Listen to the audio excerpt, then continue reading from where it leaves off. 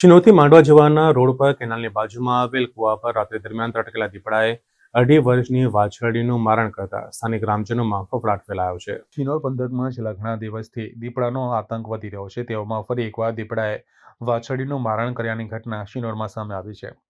ત્યારે આ ઘટનાની વાત કરવામાં આવે તો શિનોર ખાતે રહેતા ખેડૂત દિલીપભાઈ પટેલનો શિનોરથી માંડવા જવાના રોડ પર કેનાલની બાજુમાં ખેતર આવેલું છે, જેમાં કૂવો પણ આવેલો છે।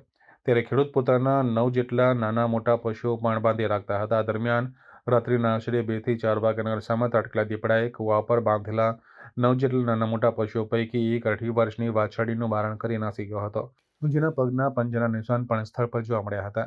જે અંગે વાત વાયુવેગે આજુબાજુના વિસ્તારમાં પ્રસરી જવા પામી હતી, જેને લઈને સ્થાનિક ગ્રામજનોમાં ફફડાટ વ્યાપી જવા પામ્યો છે।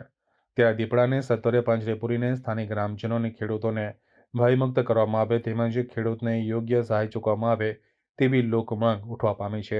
એ ખેતરને પોપડના નામથી ઓળખવામાં આવે છે અને મારી કૂવા પર 9 જાનવર છે, નાના મોટા થઈને ગાયો, અને રાત્રે 2 થી 4ના ગાળામાં દીપડાએ મારણ કરેલું છે।